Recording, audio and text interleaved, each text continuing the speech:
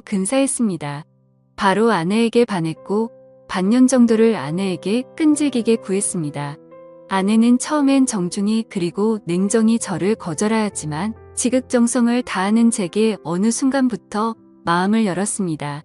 결국 아내와 연인 관계가 되었고 정말 많이 사랑했습니다.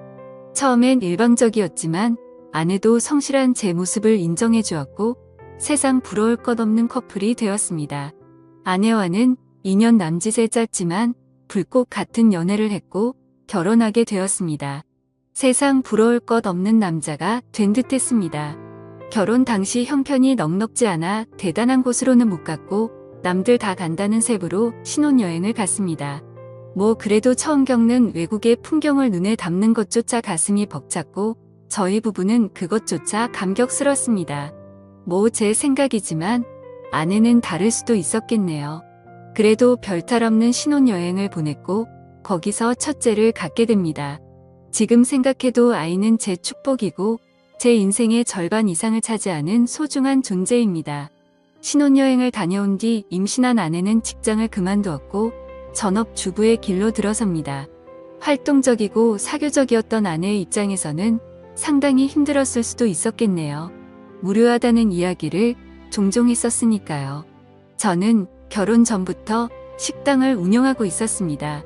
김치찌개집이었는데 어머니 손맛이 상당히 좋아 그 비결을 이어받아 가게를 내었고 장사를 하게 되었습니다. 장사는 잘 되었습니다. 20평 남짓의 작은 가게라 많은 수입이 있진 않았지만 그래도 남들 먹고 사는 정도 이상은 벌었던 것 같습니다.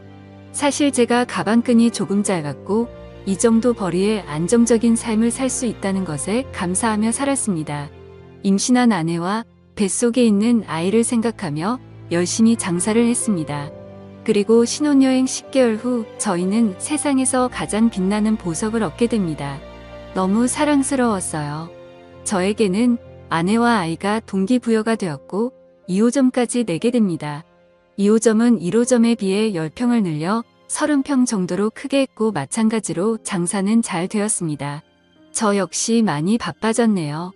아내는 출산하고 종종 가게에 아이를 데려와 도와준 적이 있긴 했지만 아이가 기어다니기 시작하면서부터 거의 오지 못했습니다.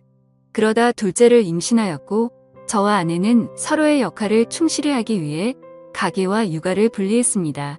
그러던 중 둘째가 태어났고 별탈 없는 일상을 지내던 중 아내의 외도를 발견했습니다.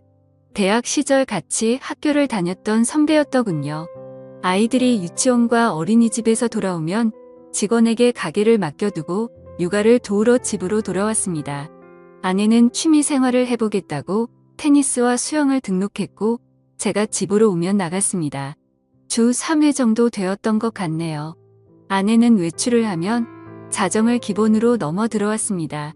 무슨 수영 강습이 그리 오래 걸리냐고 물어보며 강습 후 모임이 있다거나 친구를 만난다고 둘러댔습니다. 처음엔 육아 스트레스에 많이 지쳐 그러려니 했습니다. 오히려 잘 놀다 오라는 말까지 했습니다. 가게 2개를 운영하며 잘 못 챙겨준 것도 미안했으니까요.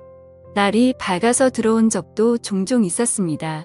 그건 좀 아닌 것 같아서 그때마다 저는 화를 내었고 부부싸움으로 이어졌습니다. 그러던 중 종종 들르는 인터넷 커뮤니티에 다른 사람이 작성한 아내의 불륜 사연을 보았고 그때부터 찜찜한 기분이 들었어요. 어느 날 와이프 핸드폰을 몰래 보았습니다. 한 남자와 주고받은 카톡이 있었습니다. 내용을 보니 가관입니다. 그 남자의 은밀한 사진과 아내의 은밀한 사진들이 교차되며 대화가 오갔고 차마 입에 담기 힘든 낯뜨거운 대화들이 담겨져 있었습니다. 세상이 그렇게 믿었던 아내의 불륜이 이렇게 제게도 찾아왔습니다. 주저앉았고 망연자실했습니다. 한참 허공을 바라보다가 화가 치밀어 다 뒤집어 엎어버릴까 하다가 차분히 생각할 시간을 가졌고 다음날 아내에게 조용히 말을 꺼냈습니다. 와이프는 당돌하게도 외도 사실을 순순히 인정하네요. 아니라고 해명이라도 하길 바랐는지도 모릅니다.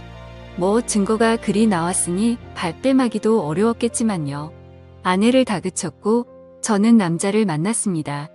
카톡 내용을 들이밀었습니다. 그 남자도 처음 겪는 일이고 무서웠는지 저한테 있었던 일을 다 말해주더군요. 대학 선배였고 졸업 후 과 모임에서 만나 정을 키웠다고 합니다. 물론 아내가 애 딸린 유부녀인 것도 모두 알고 있었고요. 이야기를 들어보니 이 두 년 놈들 대단합니다. 가장 황당했던 사건은 주말에 저는 일이 있어서 못 갔던 여행을 그 남자와 아내 그리고 저희 아이들과 같이 갔답니다. 경기도 외곽에 펜션을 잡아 마치 아무 문제 없는 부부처럼 아이들과 함께 놀았고 심지어 1박을 하고 왔습니다. 당시엔 제가 일이 있어서 너무 미안해했고 친구네 부부와 간다고 하여 아무 의심 없었거든요. 그런 줄로만 알았었는데 아이들 입단속을 얼마나 잘 시켰는지 저는 전혀 모르고 있었습니다. 심지어 아내에게서 교차 체크한 결과 그날 부적절한 행위까지 했다고 자백받았습니다. 어떻게 사람이 이럴 수 있을까요? 아이들을 방에 재우고 다른 남자와 바람을 피울 수 있는지 지금 생각해보면 이건 도저히 사람으로서 용서가 안 되는 일이었지만 무릎 꿇고 사과하는 아내에게 그간의 정이 남아있어 바보 같게도 저는 용서를 해주고 맙니다. 제가 등신이 많네요. 그때 봐주는 게 아니었는데 애들도 둘이나 있고 처음 당하는 일에 어안이 벙벙했단 터라 애석하게도 저는 용서를 해주었습니다. 미친 듯이 화가 났지만 그래도 아내를 너무 사랑했습니다. 모든 게 못난 제 탓이려니 했고 앞으로의 미래만 보고 원상태로 돌리려 많이 노력했습니다. 주말이면 아내와 아이들과 함께 매주 놀러갔고 의식하지 않으려 그간의 일들을 입 밖에 꺼내지도 않았습니다. 아내도 많이 달라지는 듯 했고 자정이 넘어서에 들어오던 위험한 외출은 거의 없어졌습니다. 시간이 지나니 일주일에 한 번 정도는 늦게 들어오는 날이 있었으나 설마 또 그렇겠냐는 아니란 생각을 했네요. 그러다 또 사건이 터졌습니다. 어느 날 아내는 저에게 한증막에 다녀온다고 기다리지 말라고 톡을 보내왔습니다. 순간 너무 찝찝했는데 용서했다고 하나 그 당시의 일을 완전히 잊지는 못했던 것 같습니다. 예전에 와이프 폰에서 보았던 모텔로 애들을 재우고 무작정 가보기로 했습니다. 카카오 택시의 이용 내역에서 발견한 곳입니다. 남양주에 있는 한 숙박업소였습니다. 전 그곳 주차장에서 아내의 차를 발견하고 말았습니다. 이런 기막힌 우연은 어떻게 딱 들어맞는지 왜 또 이런 시련을 또 겪어야 하는지 너무 아팠습니다. 주차장에 나란히 세워져 있는 또 다른 차가 굉장히 의심스럽더군요. 상대방 차는 벤츠였고 아내 차는 아우디였습니다. 아내에게 차를 중고로 뽑아준 지 보름도 채 안 되었을 때 이 사건이 터져버린 것입니다. 나란히 그 두 대의 차를 핸드폰으로 찍어놨습니다. 그리고 와이프가 내려오길 기다렸습니다. 처음에 3층에서 한 남자가 내려오더군요. 그리고 엘리베이터가 다시 3층으로 올라가고 바로 와이프가 내려옵니다. 먼저 내려온 남자는 저만치 멀리 가서 담배를 태우고 있었고 3층에서 내려온 아내는 저를 보더니 황당해 하더군요. 그 표정을 잊을 수 없습니다. 저는 바로 와이프를 추궁하기 시작했습니다. 왜 한증막을 간다던 사람이 여기 있냐, 누구랑 있었냐? 아내는 혼자 있었다라는 말만 하더군요. 말도 안 되는 억지였지만 아내는 이번에 걸리면 끝이라는 걸 알기에 딱 잘라댑니다. 아니 어떻게 혼자 모텔에 있을 수 있냐는 말에 이곳이 온천이 나와 여기로 왔답니다. 그때 멀찌감치 있던 3층에서 내려온 남자가 의심되어 그 남자에게 다가가 물어봤습니다.